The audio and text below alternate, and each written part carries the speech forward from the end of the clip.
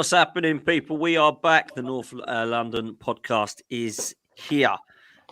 Big up Lee Judges, big up Sean, and big up Henry. Lee, how are you, mate? How was Spain? All good. All good. A little bit tired, a little bit jaded from Spain. Pissed off. I'm still down the bottom here, like, you know what I mean? But these things, and it's going to be for at least another week, more than that. Yeah. As a Spurs fan reminded me, 5 points tomorrow it'll be. 5 points tomorrow it'll be. You know, so other than that, all good. And a good win for the Arsenal in the Champions League on Tuesday. Very, very good win. Played really well. But when you think it's just starting to click, you know, Jesus getting injured.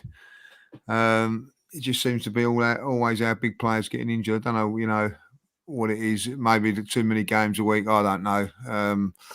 But other than that, fantastic performance and a deserved win in Seville. Yeah, fair play. We're going to mention it as well. Sean, how are you, mate? Yeah, good, Dan. Thanks, mate. It's been a frustrating last couple of hours that I just spoke about backstage, but that's what happens. It is what it is. Yeah, but I'm good, mate. Thanks for having me back. It's always a pleasure to spend the Thursday evenings with you guys. Fair play, Henry. You apparently owe Sean some money, but apart from that, how are you, mate? Yeah, well, the transaction didn't go through, so I'm all good, mate. I'm looking forward to it. Top of the league, and it doesn't look like we're going anywhere anytime soon. On top, Missionary FC. Whoever that is in the chat, this Henry Wright geezer is an Arsenal hater. Big up to you, mate. Smash the like on the. Who's you are? You know, you're a Spurs fan. You've got to be an Arsenal hater. You both are. We're Spurs haters, and you're Arsenal haters. That's the way it is, man. And I thought he was actually going to say this Henry Wright geezer has got 2 Arsenal legends as his name. That's what I thought he was going to say. Because you've had that one quite a few times. Yeah. Listen, boys, let's start with you Spurs because you got to play tomorrow night. It's crazy. Literally Friday night football again. Selhurst Park, Henry. I'm going to say it now. I don't think it's an easy place to go to. I fancy it to win. I can't lie, but I don't think it's easy. I think Palace, the reason people are looking at this as an easier fixture for Spurs at the moment is because Palace are just depleted, aren't they? They've literally got nobody, it seems, and they got battered by Newcastle. But I don't think it will be a battering. I think Tottenham will win the game, but we'll go into that in a bit. But I don't think you'll smash them. You've got the ability to. But Palace have actually got a really good defence. And Anderson and Gare here are a real good partnership. I know that you've obviously got that partnership as well, which you could discuss. But what's your thoughts going into this one, bro? Selhurst Park under the lights on a Friday night isn't an easy place to go for any team. Doesn't matter if you're top of the league or bottom of the league.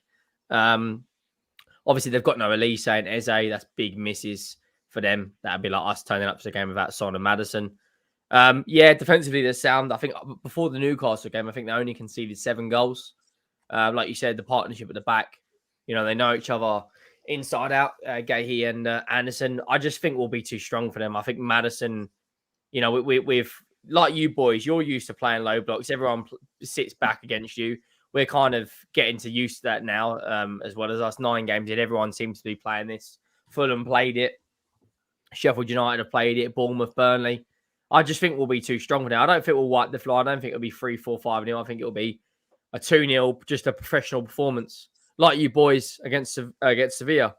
Win there, got the goals, clean sheet, job done. That's what I think we'll do. I think Son will get a goal. I think Maddison will be the guy to pick the lock.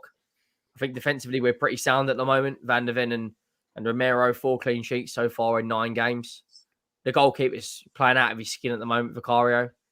Everything he seemed to do from a save perspective is working. So, I think we'll go get the job done, professional performance, and then it will be... The good thing about this game on a Friday night is we've got 10 days between Palace and Chelsea. So, like, all these players that are carrying knocks, like Son and Maddison, that aren't 100% fit, but are still 70-80%, but I think they're, better than the other options. It kind of gives them a bit more time to recover and go again. Obviously, Chelsea that we're playing the week as well in a cup game. So I think we'll go get the win, and I think it'll be a professional performance. Yeah, Sean, I was I was looking the other day at some of the injuries that Palace have got, and they're just praying that a few players come back. Eze, Elise, they're missing them too. I mean, a lot to say the least. I just think you've got too much for them. But talk to me through the Spurs team news and the players that you think will be key for you in this fixture. Yeah, well, before we get into that, just quickly, I think that Dean Henderson's also out as well. James Tompkins and Nathan Ferguson. Nathan Ferguson's been out. He can't get back from his injury. So it's more than just those two. There's some players in the kind of middle there in the defense as well that they get moments, and if they did have the full strength, they would be a harder team to break down. In terms of Tottenham, mate, yeah, I think it's pretty much full strength without Bentancur. From what I've gathered, once again, the Udogie came off injured or came off with a suspected injury or precaution or whatever against Fulham on Monday, and Pape Sarr the same. So everyone in the stadium was worried. We spoke a long time, Henry and I spoke a long time talking about that after the game, but all precautions and we've managed to get through it. So once again, it looks like Tottenham seem to be able to at least put out their first team squad with the absence of Bentancur, who's coming back in 2 or 3 weeks. So, yeah, I think it's going to be... I agree with Henry. I think it's going to be a tough game. I'm pretty sure that I have to go back a few years, but I'm pretty sure Arsenal struggled on a Friday night against Palace away a couple of years ago. I think Chelsea have done. I think United have done as well. I think Friday nights at Palace, generally speaking, have been a banana skin for a lot of the bigger teams that go there over the last 2 or 3 years under Patrick Vieira or the current guy. So it's not going to be easy. But I agree with Henry. I think that Tottenham should have just a little bit too much, given that they're missing out on most of their firepower up top. Yeah, Lee, do you think Palace can get anything tomorrow night? I mean, it's a difficult game for Palace, and I think Spurs will go into that game more confident. But do you think there's any way that Spurs could slip up this one, mate? No, not unfortunately not. I think that the only thing you could say that might hinder Tottenham a little bit is that they're not used to playing so quickly, a quick turnaround of games quickly, Monday or Friday, which is a bit weird. I think, you're playing a Monday night and then you've got to play on a Friday. But anyway, that's how the fixtures have come out. But yeah, I think Palace. Listen, I think that I think it might be a game of patience, and once Tottenham break them down, that's it. It's game over. Then, if they don't, the only score I can see is 0-0. If Palace can do anything, but I think that Spurs will have too much for them. And yeah, I think at the end of the day, as you say, they're still riding this Christopher wave at this moment in time. I'm not so sure about the 10 days off though. Sometimes that might not be a little bit good, because I think at the moment Tottenham would want to be playing quite regular with the way things are going, so they'd be a little bit frustrated about waiting 10 days. To take on Chelsea, but that's the cards they've been dealt with at the moment. But yeah, I think Palace are going to struggle this year until they get their players back in. But as you say, it won't be an easy game for Tottenham. But I see them 1 or 2-0. Yeah, I do as well. I can't lie. I do think they will. For those that don't support Palace and those that don't support West Ham, do me a favour. Go and watch the last video of Dean Lawless, man, on this channel. I saw that. You will thank me. You will thank me. It was awesome. Gold. It's just half hour of a West Ham fan and a Palace fan just ranting at each other about how bad they both are as football clubs, and it's just class to actually. How did it land, Dan? What was the consensus? Was Palace slightly ahead of West Ham, or was West Ham slightly ahead of Palace? What was the consensus by the end of it? I think by the end of it, we just worked out that both teams are trash. And it don't really matter. Do you know what I mean? No, I'm joking. That's me being harsh. I think what it is, Dan, for those everyone will know the people on this channel, Dan Lawless is very, very, very cocky when it comes to West Ham. And D is very, very cocky when it comes to Palace. Now, both teams ain't really got much to be cocky about. But at the moment, Lawless has become cocky because they've won a trophy. And therefore, D is trying to jump on it and say that you're not that Man City club you think you are.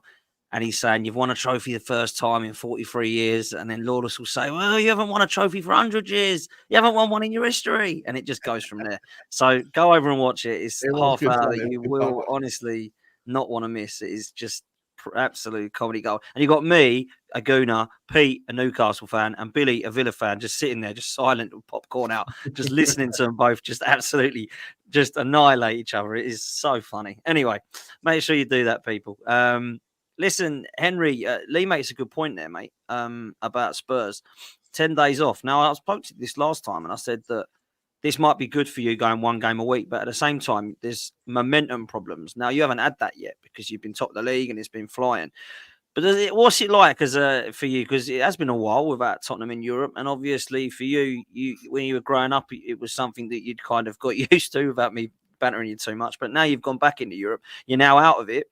One game a week. What's it feel like? Is Lee right? Is it quite hard to get into the next game?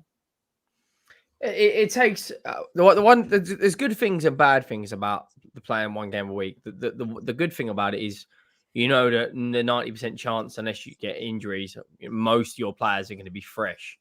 The bad side about it is you don't really get that momentum charge like Arsenal do right now. They've won in Europe.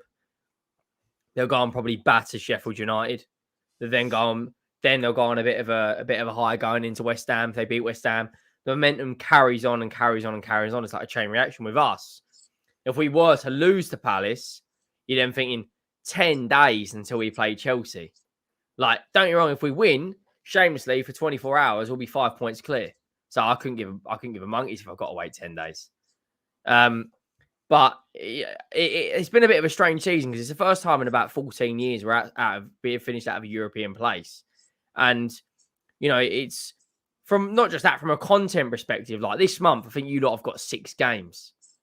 Or in the last 30 days, you've had 6 games. With us, we've got 3 games and an international break.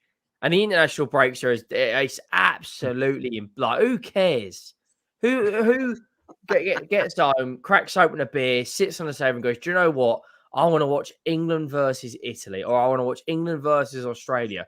No, you don't. You want to be down at the stadium watching Tottenham versus this or Arsenal versus that. No, unless it's an international break, unless it's an international tournament, sorry, no one cares, do they? Like, even the Brazil players that are going out and playing like Panama or Peru, or Richarlison comes back and he's like, I'm so happy to be back because, like, I don't know, mate. It's a difficult one because there's pros and cons to both sides of it. Obviously, playing one game a week, we've got nowhere near as much football as you lot, so you're more likely to pick up injuries. There's been a couple of times now where Martinelli's gone down, holding his ankle, his hamstring, and Jesus the other night, and Saka, obviously, with us, playing a lot less football, it's a lot less volume, and a lot less, you know, the numbers on the legs.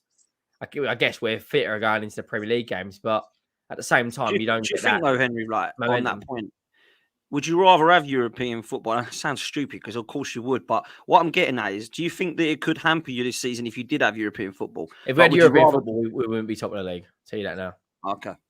Because No, Son Madison would have to play every game. And if we're going in the champion, let's say hypothetically we're in the Champions League, right? And let's say hypothetically we got, let's say we got Man United's group. We're not going to go Newcastle, so we're not going to go yours. We're going to go in between. They've got a Bayern Munich. They've got a Copenhagen. We don't have good enough squad in depth yet. Like the drop off between like Son and Richarlison, Maddison and Lo Celso, Romero and Davis. You know, there's 2 more windows, mate. 2 more windows, and we're there. Yeah. 11 more games. 11 more games to Ivan Toney wears a Spurs shirt. And, you know, 30 more games until we've got a gold trophy, as some of our fans keep saying. If we had Europe with this current squad, we would be one injury to Son or Maddison, we'd be crippled. We're already saying right now one injury to Son or Maddison, and we could potentially hypothetically do a 40 game season. If you look at your lot, right, and someone made a brilliant point in one of my streams the other night. The difference between what you haven't gone and brought in a huge amount of depth with you. You brought in Timber, who got injured immediately. You brought in Havertz, who divides opinions, and you've brought in an absolute class player in Declan Rice. But what you've got over us is you've got the experience. You've got the experience of going in title races. You've now got the experience of European football. You've got the experience of the Europa League. We have this group of players, the likes of Maddison, the likes of Romero, Van der Ven, Vicario. We haven't got that. And I worry deeply about when a setback comes to this football club. Let's say we lose to Palace. How is that going to react? Because you know If you lost to Sevilla, you'd go and spank Sheffield United. That's what you do. With us, we haven't been there yet. How does this manager deal with a setback? How does Son as the captain deal with this? There's so many if buts and maybes that we're yet to find out, mate. Yeah, that's a good point. No, I just had a look at the league table before we come on. It looks good, doesn't it? Seeing us up there. It doesn't look good. It doesn't look good at the top at the moment, but from one to 9, right? Every team that's in Europe is in those spots bar Spurs. Everyone. Yep. So like up until Chelsea were not like, so it just shows you that the top teams are in Europe and they're still ticking away, playing in Europe, whatever competition it is at, and still doing well or doing wellish in the league, So I do think that still makes a big difference. And Spurs are at the top there without that European football, and I think that is a big advantage at this moment in time, But I think that's a great point that Henry makes. We all know Spurs are on a quest of a wave at the moment and doing well. What happens if they have a shock defeat against Crystal Palace? Can't see against Crystal Palace, but let's say we lost to Chelsea. Poch comes to town. Chelsea. Look, listen, that could happen, Henry. I'm seeing that now on the counter attack. They're pretty dangerous. Their front three were very, very impressive against us. They're getting better. I think home advantage is a key thing in that. I think if you was going to Stamford Bridge, it'd be a little bit different. But I think being at home, will be a lot tougher. But if you are to lose a game, if I'll be honest, if you're saying I think you beat Crystal Palace, if you are to lose a game, it's sort of got written in the stars. It'd be Pochettino is the one that comes here and does it. If from that point of view, but. We'll have to wait. So the thing is, if buts and maybe keep winning, then that's not going to happen. So. What I would say, just to double down on what you guys are saying, if you look at Sonny, I look at Tottenham against Fulham. The second that we took Sonny off and Maddison off in the 60th minute, 55th minute, when we started to make changes, game was done. We couldn't create anything. Fulham were already listless. They had nothing to show. Henry and I were sat in the stadium. Second half was a washout. It was frustrating to watch, but there was no additional creativity. Same against Luton, similar against Sheffield United, similar against Liverpool. It doesn't matter what the circumstances are. And the same against Arsenal, by the way, when you take off Sonny and Maddison in our creative aspects, and we've done that on the 60th minute for the last 5 games. Because I don't know whether it's because they're not fit enough or whether it's because of injuries or what the rationale for it is, but we do it every single game. Those two come off and everything seems to peter out a little bit. Clearly there's a reason why we're not playing them for the full 90. They can't be match fitness. They surely are fit enough. But the fact of the matter is that after every game, and we are only playing once a week, they're coming off after 60 minutes. If we had to play Tuesday or Wednesday like you guys do, then we wouldn't be able to play them on the following Saturday, or the 60 minutes would become 45 or something else. And Tottenham are a massively, massively weaker outfit when they come off the pitch. So we saw it against us, Sean. Do you remember? You bought. Yeah. I thought you would have potentially gone on to, at least create more and maybe even win the game at the Emirates if you would have kept them 2-1, because they were causing us no end of problem. I mean, Maddison for me has been. I love what Declan Rice has done. Don't get me wrong, but Maddison's been the signing of the season for me. I think he's been incredible. I think he's taken Spurs to a new level. I understand you've done. And I said that to a Spurs fan the other day, and he went, "I ain't just Maddison." I get that, but actually, he's been phenomenal for you. He's taken it to a new level, right? And he comes off every week, Dan. And my point, the point is that if we had to play a second game every week, like you guys are, like the other teams are, then Tottenham are not going to be as good the following weekend. So I come full circle. If we did have the distraction of a European game right now, we'd be nowhere near where we are in the league. It's It's a massive difference for Tottenham, because we can't even get our team to play 90 minutes, or our best players to play 90 minutes playing one game a week. Yeah, I mean, in comment in the chat here from Johan Kandam says the Tottenham second team lost to Fulham in the Carabao Cup says it all. Well, I know he's obviously giving it there because he's a gooner, but what I will say is that I agree with him, and I think that if Tottenham's strength and depth is just not there. I think also with Maddison, I think his injury record in the last couple of seasons has not been good. So Nah. it's maybe clever management, like you know what I mean, just giving him minutes. That's true. That's true. You The might game get him plan's off gotta when you're there be- for Build him longer. up.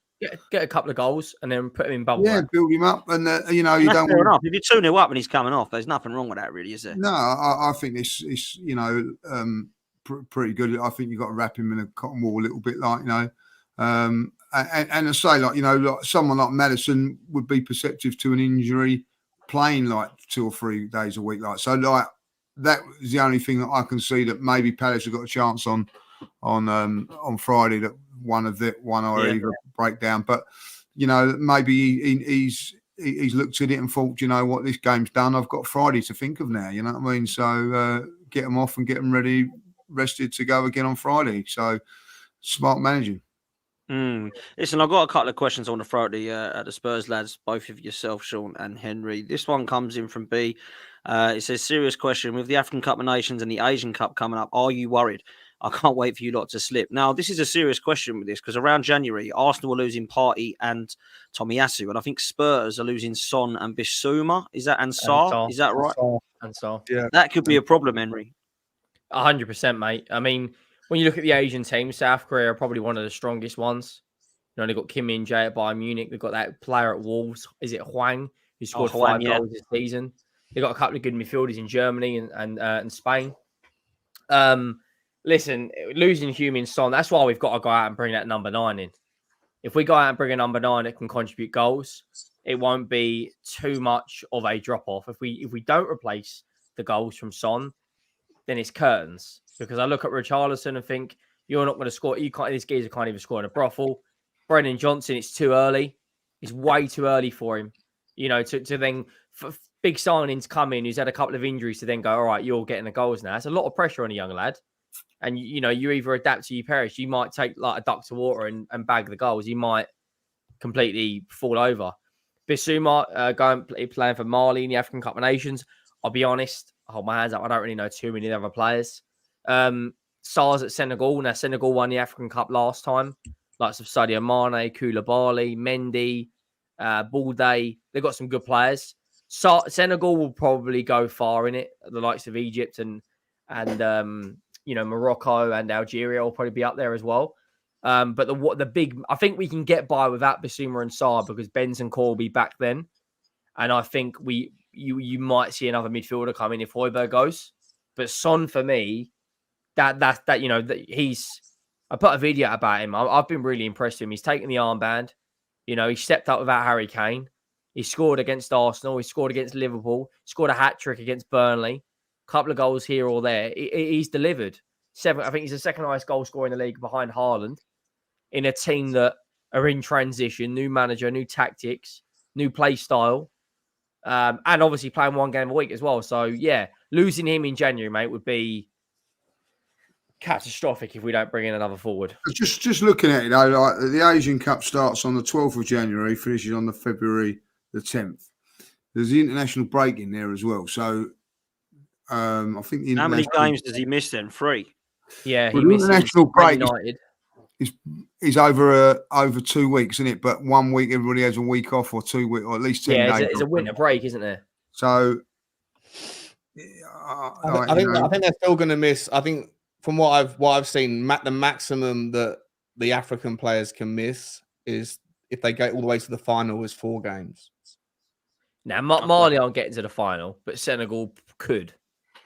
So 4 games, and probably one of those games is an FA Cup game, is it? Yep. So 3 league games.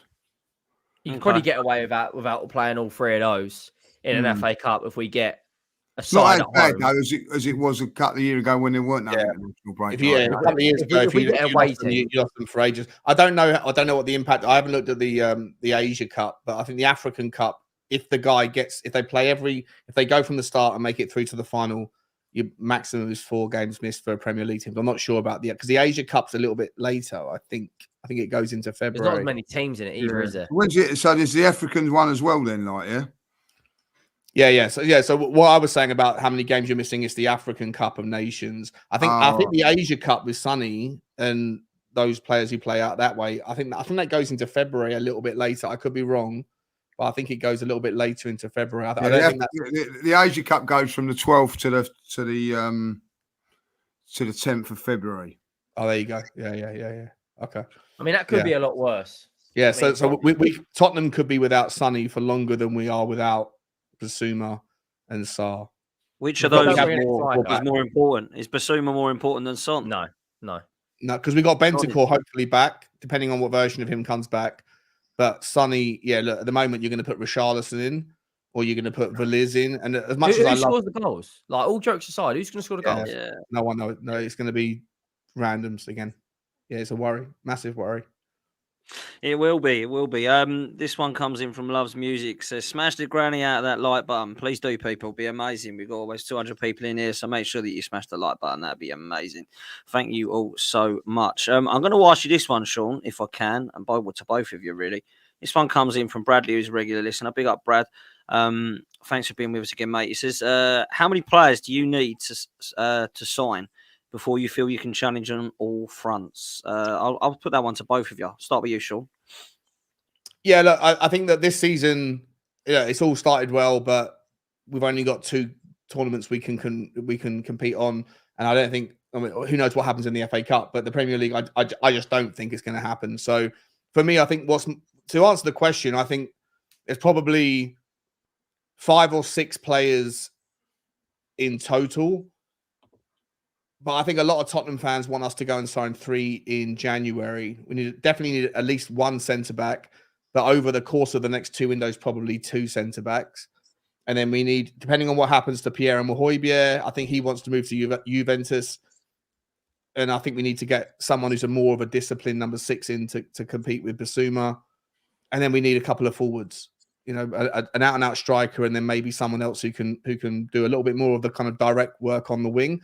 But a lot of Tottenham fans are just thinking, unipolar vision.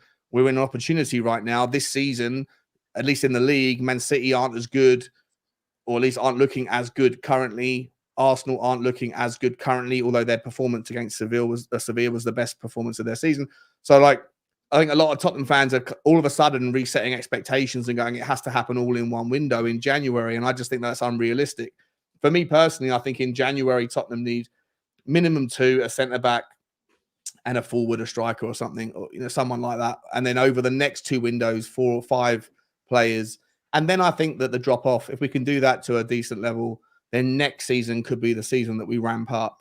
But by next season, other teams that are also figuring it out are gonna be more competitive again. But I don't think there's anything more we need, Henry. I don't know if you disagree, but I think if you were to isolate the squad right now and say 5 additional players ready for next season, like a left back to compete with Udogie, a couple of centre backs, a midfielder to compete with Basuma, and a forward and a striker, and I think that we're there or thereabouts, aren't we? Yeah, I mean, if I was going to go full protection mode, I'd say we need 6, but that would mean getting rid of players. I think you need 2 more defenders, 1 fullback that can play both left and right, and 1 other competent centre back. Ideally, probably 2 centre backs, because if you look at Man City, they had Stones, Akanji, Ake, Diaz, Laporte. That's 4 or 5 very good top end centre backs, and then we need another creative player, and then someone else to help Maddison. Like again at City, they had Gundogan, Grealish, Foden, De Bruyne, Silva. You got creativity coming out your backside, and then you need another goal scorer. If you to hypothetically put, I don't know, let's just throw names out there: Ivan Toney, Anthony Robinson from Fulham, who, by the way, I think is Robertson, Wirtz, Tony, a couple of centre backs, Adebayo, yeah, and Tapsoba. Hypothetically, I'd say we're there. I look at the squad you've got. Take the 11s out of the way. The 11 you've got now. When Timber's back fit, you've got Timber that will be able to slot in. Right, Timber's probably better than other than well, we don't really know, but based off last season, before this season, he'd be better than any of our defenders. Obviously, this season we've all ratings have gone through the roof, but Timber's mustard, who can play similar to what we need: left back, right back, DM, centre back. He's kind of like brilliant in all positions. That's what we need. And not only that, you've got players like Trossard you can bring off the bench. We don't really have anyone like that we can bring off the bench. I mean, he changed the game against Chelsea.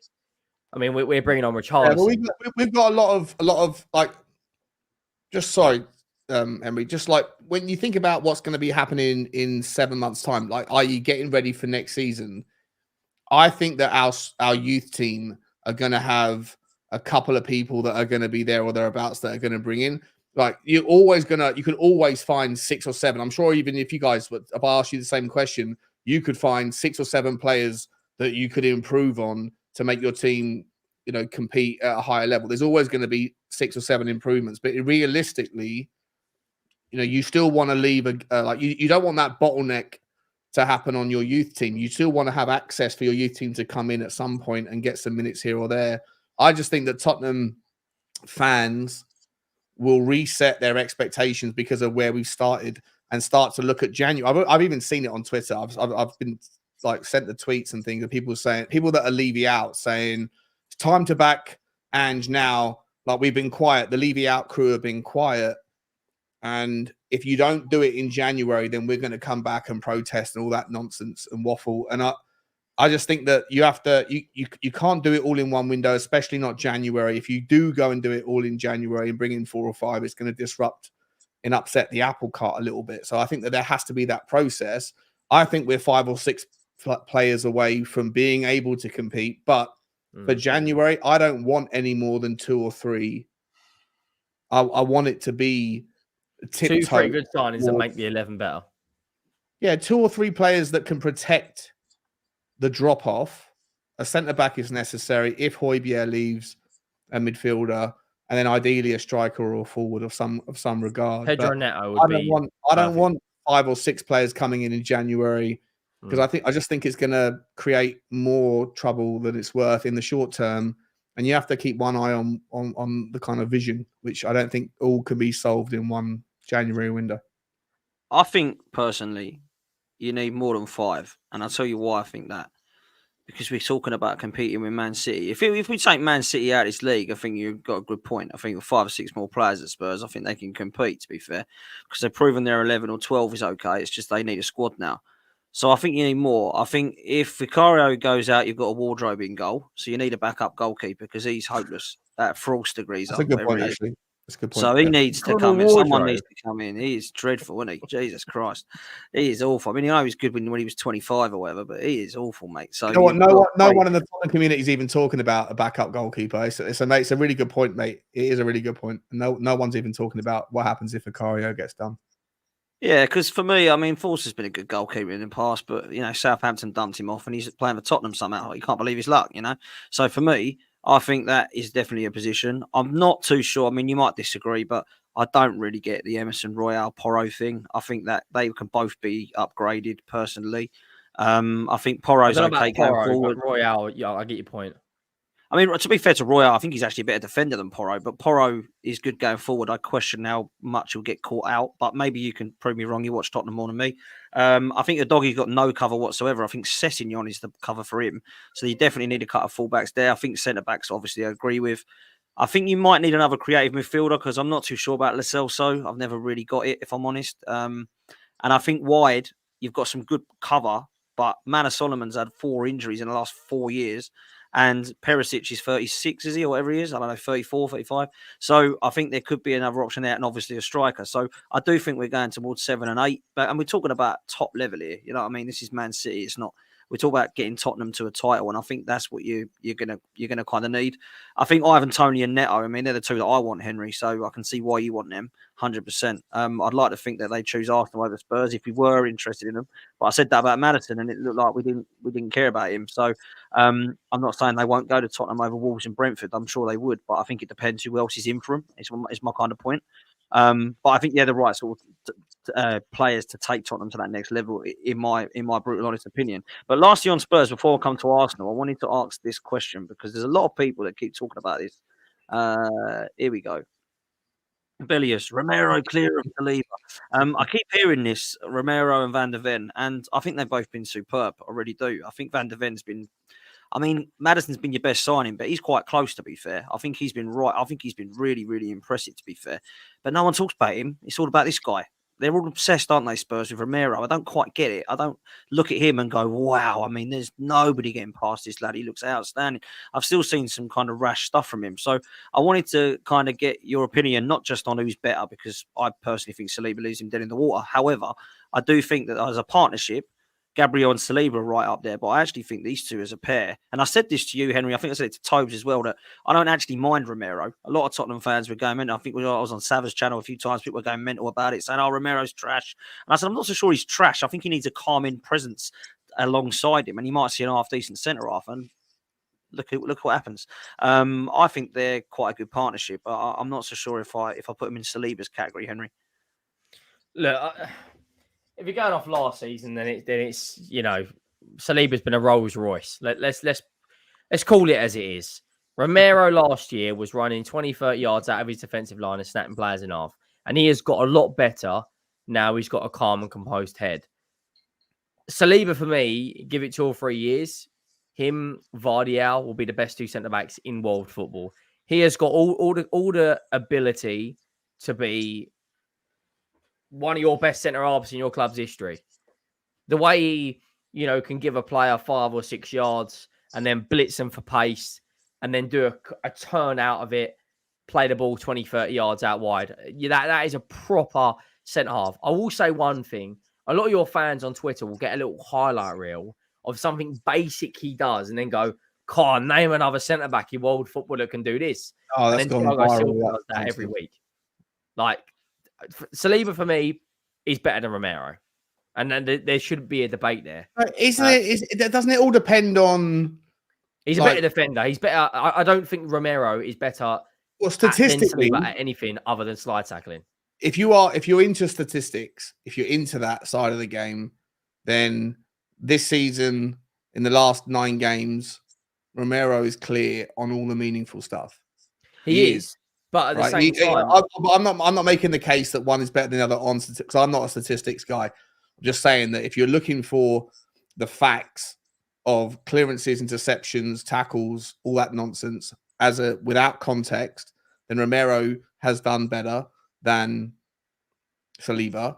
But I think that the context is also in the partnership, and I think that the way Tottenham play at the moment allows for Romero to feel free to do the things he's doing with a little bit of a liberal approach, because he knows that if he gets it wrong or if he gets passed through, you've got the pace of Van de Ven behind him to clear things up, which we've seen against teams that thus far have been in the majority bottom half of the table teams.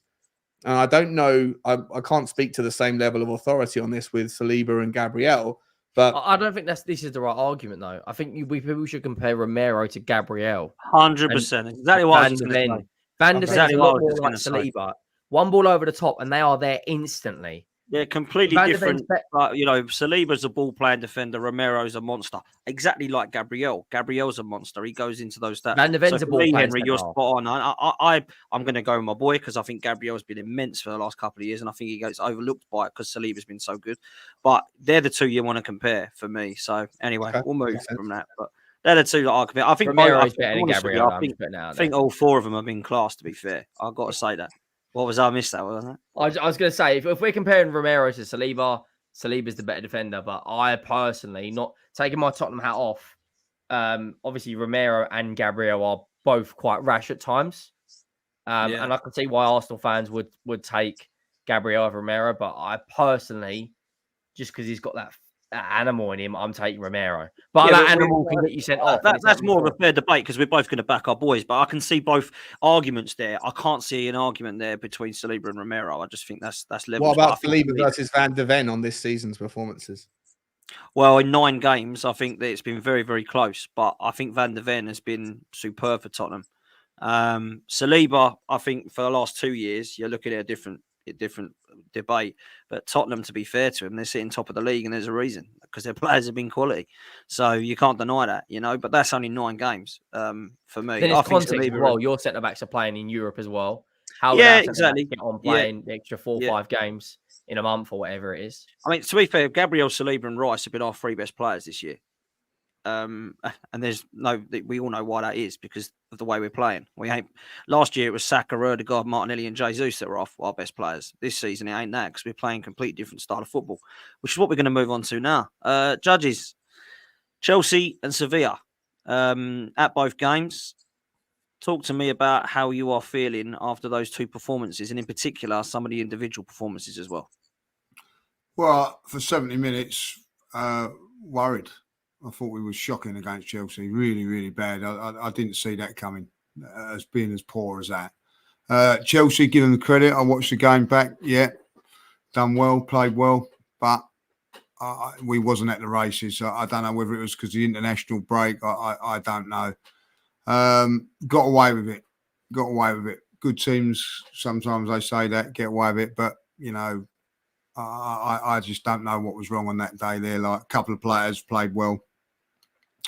Flip it to 3 days later, whether they got that on their mind, I don't know, because that was a massive game on Tuesday night. You know what I mean? Needed to get something from it. For 60 minutes, probably the best we've played for a very, very long time. Definitely the best away performance I've been in Europe for a very, very long. I can't remember how when we've played like that in Europe, and that's Europa League as well. And I'll be really honest with you. I went to the game thinking, oh, well, I'll bite your hand off for a draw. When the teams come out and the atmosphere around there, I thought, well, we'd be lucky to get away with a draw here, like, you know. But we were superb for 60 until the goal. But even so, when they scored, I like the way we see it out after that. Like, they put us under a bit of pressure, which you expect to have. You have to defend well, and for most of it we did, and looked dangerous on the break. And as I said, you know what I mean, like, Arsenal have got that sort of performance in them. What is worrying for me is, like, 3 days before that, I'm sitting there for 70 minutes thinking, what am I watching here? What am I watching? You know, the little bit of inconsistency. Yeah, Valencia in the Europa League semi-final was probably last. How long ago is that, Jake? That's a long while ago. So certainly Emery, wasn't it? Was that when Aubameyang scored the hat-trick? Yeah, Emery and Aubameyang and Lacazette, yeah. So it's a while ago. Played well at home against PSV, but that's a different. I'm talking about away from home. You know, I think, like, you. I think with Europe though, you have got to be absolutely on it in the Champions League, because you look at Newcastle, everybody's saying they're flying and all that. Like, I watched Dortmund, who were bottom of that group yesterday, come and do a number on them. So there's quality all around there, like, you know. And Seville, they had some decent players as well, like, you know. And what's amazed me about the 2 games that I've been to, the atmosphere has been unbelievable in both, like, you know what I mean, really hostile environments, and you know, we done really, really well to get through that. The difference between going away from Europe to like Chelsea. Now, Chelsea, like, is a massive game, Premier League game under the lights and all that. There was nowhere near that atmosphere as it was on Tuesday night. You know, I have to say that, like, you know, and you know, like in Seville, there's no roofs around the ground. There is, like, on the little bit, like, laying back from the upper tier to the lower, but ultimately it's not enclosed, and the noise and the atmosphere that these teams make is incredible, like, you know. So listen, job done. I do think that you're not going to, you know, even come on to Sunday now, Saturday, I don't think you're going to see a fluent Arsenal in that, because I think there'll be a couple of changes in that as well to go around. There'll be a couple in there. I don't know who, but I'm pretty sure there will be a couple of changes. And obviously, well, he's out injured now. You know what I mean? That's a massive loss for us, like, to lose him for an hamstring injury. How long that's going to be? He was so good as well. He's actually out injured. Yeah. Well, he looked like his hamstring had gone, didn't it, Lee? Yeah, he's like something's happened in his hamstring. So that's like minimum 10 days, minimum. The term for the goal, not just that, his creativity is, you know, when he's on form like that, there ain't too many central defenders that can stop him. I mean that, like, you know, I mean, he's got the pace, he's got movement, he's quick, and when he can finish, and he finishes, is fantastic, like, you know. So then, like you think, well, we've got that front three back and it's firing. It's not firing on all cylinders yet because Saka's not quite 100%. And then you lose Jesus. So it's a little bit frustrating from that point of view. It'd be very interesting to see who he puts up there on Saturday. So again, we're going to lose that little bit of free flowing. I don't think you're going to see a great Arsenal until this Champions League is out of the way, So if we can carry on just keeping in it at this moment in time, just keeping near the teams at the top, and then from December to February, make a move when games come up thick and fast in the Premier League. And what I will say about that is that we'll be used to those games coming week in, week out. I'm looking at the fixture list. To be honest, Dan, I think the fixture list over Christmas done us some favours. You know what I mean? Yeah. We're not playing. We're playing quite a few days off in all of them, really. So I think Liverpool's the 23rd, and then I think we ain't got a game until the 28th. 28th, yeah. And then obviously the 31st, and then it's FA Cup. So we've been fortunate that they've spread those 3 games out quite nice for us. So we'll see. But very, very good performance on Tuesday.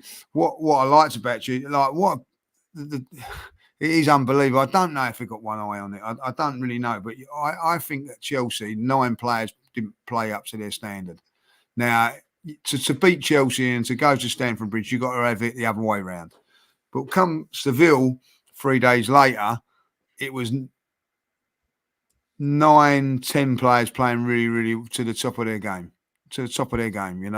Maybe 1 or 2 not quite. Saka weren't quite at his best. Done okay. Odegaard wasn't at his best. His form's not very good at this moment in time. He'll get it back, obviously, but he everything he tried the other night didn't come off. So if everybody gets playing like that, Arsenal are a force. You can see that, what the contrasting things from both games, apart from coming out and it pissing down, was that one game there I was thinking, I don't know if we're a good side. I'm not sure. And then on Tuesday, walking out of the ground and going, do you know what? We are a good side.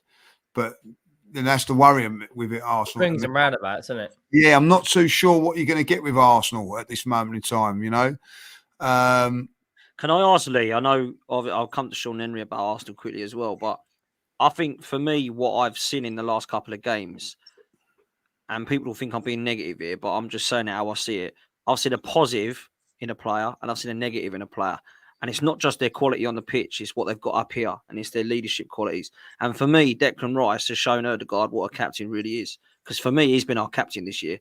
And Ødegaard's been poor. And there was a comment in the chat here from Salvatore says, Maddison's always had a bad injury record, but his numbers are up there with the best, better than Kasper Gaard. He's obviously meaning Ødegaard for sure. And I think it's fair to say now that Ødegaard really needs to pick his game up because I've been disappointed with the last few games. I don't think he's had a best season. Bournemouth away is his best game, and that was 4 weeks ago. I ain't seen him against City. I ain't seen him against Spurs. I ain't seen him against Chelsea, and now I haven't seen him against Sevilla. So I don't quite know what's happened to him, and I'm worried about it, Lee. Well, a couple of things I think that are in. I think Thomas Partey not being there has been maybe something to do with that because he gives you that little safety net. Just having a bit of bad form at the moment in time. It's a difficult, when you say the captain thing, he worked very, very hard, even though he didn't play well, he worked hard. Where Declan Rice plays, especially in that sort of game, he's going to be more involved because it was defending a little bit. Listen, Declan Rice was unbelievable. Outstanding. What amazes me about what people say, and it gets my goat a little bit about this captaincy now, because Patrick Vieira was doing it for 5-6 years, but no one was turning around and saying, "Oh, he should be captain. He should be captain," because we had Tony Adams before that, and was fantastic as we all know. Martin Ødegaard done a terrific job as captain last season. Unbelievable job last season, So why now has Declan Rice come to the club? Everybody's now starting calling out his captain things and things like that. You're not going to play well every week. I'm pretty sure that Maddison will go through a dip of form because that's what flair players do. Is they don't. Sometimes things don't always work. I'll be really honest. I don't think that right-hand side as a whole has functioned that well this season, Dan. You know what I mean? Me neither. No, me neither. Been quite at the races through one thing or the other, and nor Ben White. So you've had Ben White playing well on Tuesday. He didn't play well on Saturday. But he played well on Tuesday, but then it's not quite happening for Saka, and it's not quite happening for Odegaard. So I do think there's something on that light a little bit. And I think with that midfield, it was so settled last season. Partey played majority of the games. Xhaka, and then Odegaard. It's changing a little bit, Dan. A little, you know, 1 minute it's Jorginho coming in, then it's Havertz, and then it's somebody else. And I think once they get that, whenever they get that work, when they get that sorted out, they get it sorted out. Listen, Declan Rice, by the way, that I'll be really honest with you, Dan. If he's not on that pitch in that last 20 minutes, we don't win that game. Yeah, you know, he blocked out everything. He done the things that when there was ball carrying as well. He doesn't get spoken about enough. The way he can get the ball at the pitch. Yeah. He clears his line. Henry, there was a time in that game. About 5 minutes to go. Went down the right hand side. He sprinted across, won the ball. And he didn't and the next thing he done was he put it like right behind the fullback. And I don't know whether that's been from his West Ham days or whatever, but he weren't going to mess about with it and give away the ball, you know what I mean? And listen, West Ham Paul, and I'll give him a big shout out, said to him, "You've got a player there, he can do everything," you know. I watched his performance and this is a Champions League night away in Seville. When it needed to run with the ball, he ran with the ball. When he had to pass it, he passed it. And when he had to tackle, he tackled, you know. And he's a different player to what Odegaard is, you know what I mean? Like Odegaard, went missing as an attacking player, but you don't see that the running that he's doing and the chasing that he's doing, getting back into position. Sometimes it's not there. And I do think that maybe like the way Declan Rice plays and that is highlighting not the deficiencies of other players, but just highlighting how bloody good he is. You know what I mean? Like, and you know, he'll come good. But I don't expect with 15 minutes to go, when if Tottenham are playing Chelsea, I expect Maddison to be chasing down the fullbacks and winning tackles and things. It's not his game. It's not Odegaard's game. He's in there for a different reason, and for that reason, he's got to start picking up his form. I agree with that, you know, because you know, everything he's trying at the minute is not happening. I actually forgot about it, Dan. He had a bloody good chance at 1-0 to score, you know. Last season, he smashed that in. You know, it went over the bar, didn't it? Yeah, remember. Yeah, it went over the bar. But you know, I didn't see him going missing at Tottenham last year. I know, like, we weren't winding people up because it was a Tottenham thing. But White Hart Lane last season was sensational. Or Tottenham's. Listen, and do you know what? Right, and this is the thing, Lee. I will say this now. He scored against Newcastle last year, Man United last year, Liverpool last year, Chelsea last year, Spurs last year. Ain't big games he goes missing. It's when the going gets tough, Odegaard goes missing. Could be going tough at Goodison Park. Could be going tough at Brentford at home. It could be going tough anywhere, and he goes missing. I don't know a captain. It's been hooked so many times as Odegaard. He has to come off all the time. So I'm not going to sit there and start slating him. He shouldn't be. But we're praising the manager for taking off Maddison every game. That's what happens, you know. Yeah, but that's different, isn't it? He's taking off Maddison not because of bad performances, is it? Yeah, but you ain't going to take, you know, like 20 minutes from the end. Forget about the captain thing. 20 minutes from the end, you ain't taking off Declan Rice or any of your defenders if you're trying to hold into a game. You're going to take off your attacking flair players. That's my question. Yeah, even when we've been losing, though. He's taking my question is why is he coming off? Because he should. You're not taking Declan Rice off because he's the one that you want to keep on because he's been playing. And even when he's played well, you take him off. You know what I mean? Like, because that's the game. He's not. Yeah, but what I'm getting at is, and I get that. I get what you're saying. You could take anyone off. I get that, right? But my point is, at the moment, his performances are poor, and he's got to lift them up. And I think there's a lot of fans that are going, get off his back, don't fit, he's doing just fine. No, he isn't. Let's say how it is. No. He's He's been got poor. to pick up his foot. He's got to He's pick got up to his pick up his game. form. Have a look And how many games that he was probably taken off last season. Probably not highlighted as much, but I bet there was a few games he was taken Maybe off. you're right. Maybe you're right. My point is at the moment that when we're taking him off, we ain't taking him off to save his legs like Maddison. No. He's He's not. not doing We're the taking him business at off the because he moment. deserves to come off. And some people are saying drop him, blah blah blah. I don't know what needs to happen. He needs to pick up his form. As to why I see it. But you're right to big up Declan Rice. In my opinion, I think the guy has been our best player this season. Listen, there's certain players, Dan, in this football club at the moment under Mikel Arteta who get more of a ride than others. Yeah, that's true. And Odegaard is one of them. Like, you know what I mean? Like, every manager's got their favourites. Zinchenko's had a bad few games. Zinchenko's had a bad few games, but he's been dropped for it. Maybe the reason for that is because Tommy Asu's done bloody well and he was quality the other night, wasn't he? Quality again the other day. Maybe Odegaard wouldn't be in the team if other players could step up into that position at this moment in time. So there's pressure for that. But I at the moment, I'm not worried about Odegaard at the moment because I know that there is quality there and he is a quality player. But like, I'm not completely happy when fans are starting to question his captaincy because he's had a couple of bad games and things like that. Like, at the end of the day, he one of the reasons that we've done well last season was because of his captaincy. I don't know what goes on inside, so you don't have to be a shout and a screamer and do everything like that. And the thing is with Declan Rice, he don't have to do all of that and be captain as well. You know what I mean? I think that's what people are sort of pushing for him to be a captain. And for me, Odegaard will come good. Trust me on it. Trust me.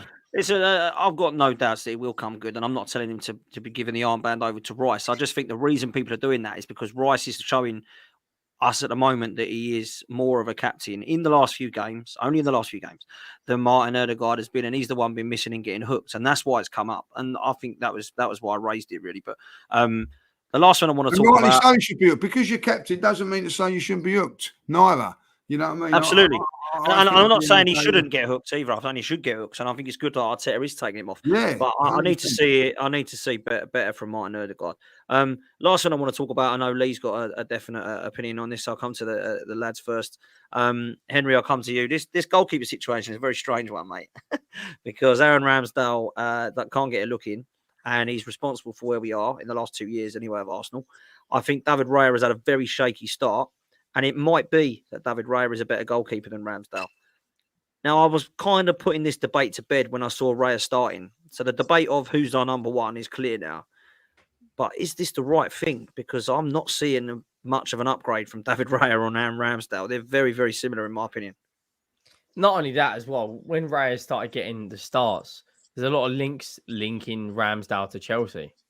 So did Arteta sign Raya knowing that he was going to be the number one and Ramsdale's going to move on? I don't know. But in terms of the performances, Raya, I've never seen a goalkeeper who looks so nervous early on.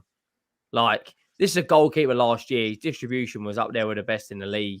Pinging balls to Tony consistently. Steps up in a lot of the big games. Big save after big save. I think back to when they beat us 3-1 at home. He made 2 worldy saves in the last 10 minutes. But I don't know what to say about this goalkeeping situation. I think Ramsdale, in the last 2 years, has been a very, very, very good goalkeeper, but has these tendencies in his game where... Who did you get? Who scored in, like, the first minute last season? Was it Southampton? Southampton. Yeah, like, that's, little things like that come into creep into games. But if I was... This is probably going to divide a bit of opinion, but right now, I'd start Ramsdale. Raya looks... I don't know, mate. He looks so uncomfortable. Gary Neville said it's spot on. In that Man City game, on another day, them slight margins and mistakes, and Raya makes a couple of mistakes. I mean, the other night against Seville, the ball come in, he punched it, and luckily for him, it went over the top of his head and went onto the roof of the net. Slight margins like that at the moment. It's going right for him. Goalkeeping that Henry, like, he knew exactly what he was doing. Yeah. I mean, if that's you, showboating, flash sod. Yeah, if that's Hugo Lloris, we're all having meltdowns going, get this goalkeeper out of the club. But you're probably the only Premier League team out there that have got two keepers that rival each other. Everyone else know it now. Man City might do this thing where they get Ortega in, but Edison's their number one.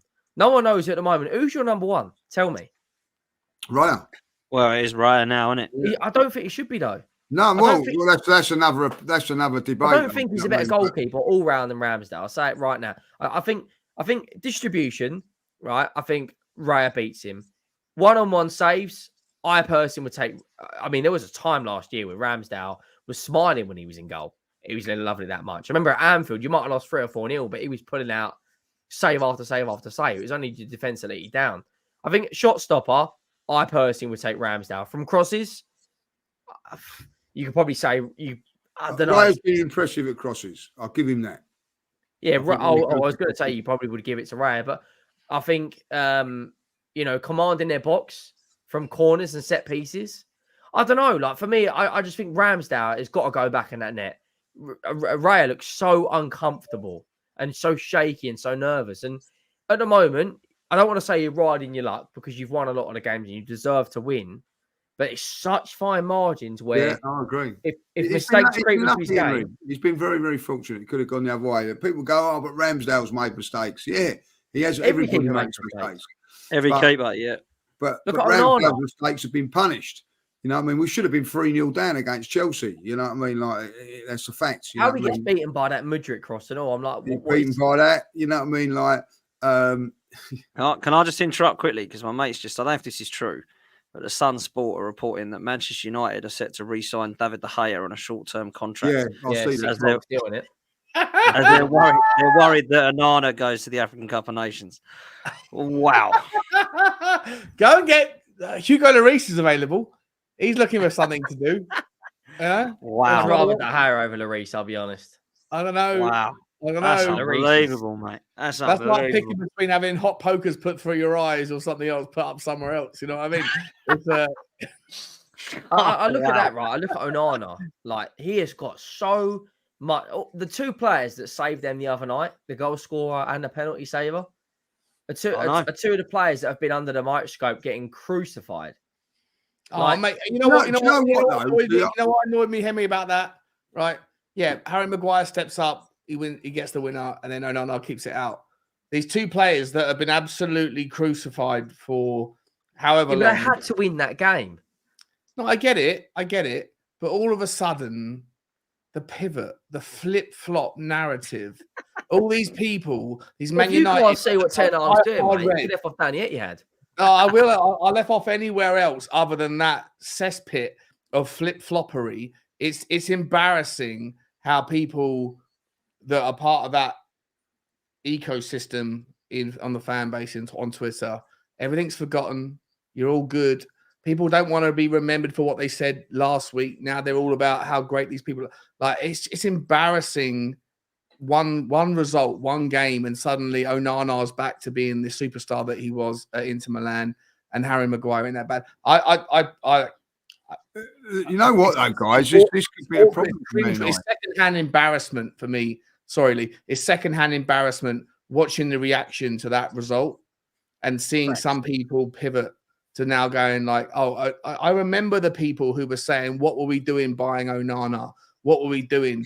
The Glazers out, all this stuff. And then all of a sudden that's my goalkeeper, greatest in the world. My captain and things like that. Oh, it's I think it's going to be a problem for him because I'll tell you why. Because I think if Arsenal would have signed Raya and sold Ramsdale, right, I don't think there'd be the problems there. You know what I mean? It would be like, oh, he's the goalkeeper. But at this moment in time, it's not Ramsdale, you know. And I think with the guy coming back, I think that's going to put more pressure on now because I think at the end of the day, if say like he'd signed and say it was the same scenario with the Ramsdale Raya thing at the beginning of the season, I think old Tingyar would have had to have dropped him. But he couldn't drop him because he didn't have no one else. But now he's got someone else. I think it could be a little bit of a problem because I can actually see De Gea coming in and taking his place. Can you imagine? How bad is that? And what does that say about the fan base or like the club in general? Like, you bought a £50 million player. Like, there's a you should be afforded a learning curve to the acclimation process of moving from one world to another. Leaving Inter, leaving Italy, coming over. Look at Vicario, right, for Tottenham. All Tottenham fans, so many Tottenham fans were, when we signed Vicario and we didn't sign your lad, Raya, because Brentford wanted 40 million quid and we ended up getting him for 15 million quid. And I'm gonna embarrass a few Tottenham fans that if they are watching this, right? I've seen it. I've seen people being clipped on Twitter as well for like, you zoom forward, you see a tweet from 2 months ago and you see it now. Like, we got Vicario. Everybody at the time was like, oh, he's the B-Tech version of Onana. He's the he's the B-Tech version of Raya. Daniel Levy choosing the cheaper option. It's only because Vicario hit the ground running. It's only through the magic of circumstance that he smashes his first save in the first game against Brentford. He does really well. Then in the next game, on the second game of the season, he puts in a worldie. His confidence is through the roof. Even against everything Arsenal, else is starting to like figure itself out around him. The defense is settled. What Everything he saved the other night against Fulham, I thought, as class. Yeah, and like he's on a high. He's riding the crest of the wave like Tottenham are, but he will make an absolute clanger at some point.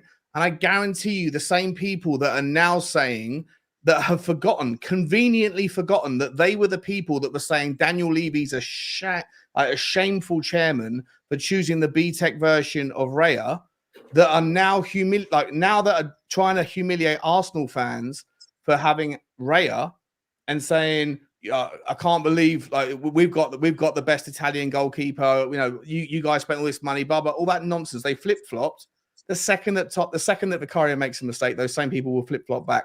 And Man United fans, to the same degree, are just as embarrassing in the fact that they've been calling for Onana's head for the last 6 weeks, 8 weeks, and the second that he puts in one penalty save, suddenly it's our goalkeeper, my man, the best goalkeeper in Europe. It's just, I can't get my head around how these people don't like look at themselves in the mirror sometimes and just say I'm shameless and it's okay. Sean, it could be the making of him, because I'll tell you what, if Man United, if that goes in, they're probably out of the Champions League.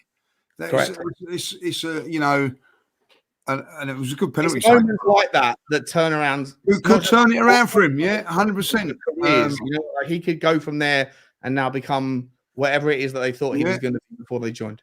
Was that a draw or in the end? Or no, they won 1-1. 1-0. Yeah, that would have made it 1-1. It was the last kick of the game. Yeah, it was. It's absolutely mad. Unbelievable. Listen, we're gonna close, but just before we do, Lee, what would your team be at the weekend for Arsenal? Put me on the spot there, like, you know, Ramsdale in goal, same back four. I would put. What you drop? What's his name? Tommy Yasu has to start. Yeah, Tommy Yasu, he played against Seville. Didn't Oh, he? sorry, I was talking about from the league game. No. Same back four. Same back four as Seville. I would put. Oh, that's a difficult one in midfield. I'll probably keep the same midfield. And I'd go with Havertz up front instead of Jesus. No Trossard? No, Martinelli and Saka for me. He might actually rest one of them. I don't think he would. I don't know. Trossard could come in, yeah, maybe. Is this your first chance, judges? Is this your first chance for Arsenal to put a team, Sheffield United at home, right? So are you looking forward to putting them to the sword? We won't. You have to really step up and smash them. We do. I think we do. This is the third game. This is the 3-1. It won't be a battering, but I think we'll win comfortably. 3-1. Third game in 7 days. I think you're right. I'm gonna leave Saka. I don't think Saka played three games in 7 days after coming back from injury. So probably Trossard on the left, Martin, and he may go to the right. He actually finished with that, didn't he? On Tuesday. Yeah. So I'll go with that. I don't think we're back. Listen, Sheffield United took Man United nearly all the way, took Spurs nearly all the way. You know, it's not, I don't think it's going to be a walkover. I think they're going to make it very, very difficult for us. I'm going 2-0, but I think, it'd be a hard-fought 2-0 as well, Fair enough, man. I'm going to go 3-1. I think it should be Trossard through the middle, and then Saka and Martinelli either side. And then I'll go Ødegaard, who has to play well in this game. And then Rice and then Jorginho, because Partey's still out. Tomiyasu definitely, and I would start Ramsdale. But I don't think that'll be the team. I think Raya will definitely start. I think Raya will start. I think it'll be the same team that we've said. Eddie will start up front as well. I think it'll be Eddie up front. Yeah, exactly, because he's obsessed with him. He has scored 2 goals in 30 games, though, Eddie. He's on fire. How bad was he when he Your came on the other defense night? is in trouble. He was poor when he came on the other night as well.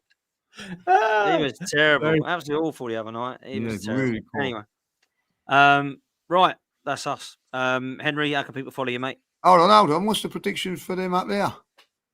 Oh, yeah. No, we didn't do that, did we? Well, what predictions for our Arsenal game? For both, yeah, for both. I think, okay, we'll do Tottenham quick, me and Lee. I think Tottenham will win 2-0.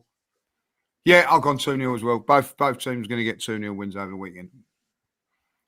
Interesting. I reckon Arsenal win 4-0.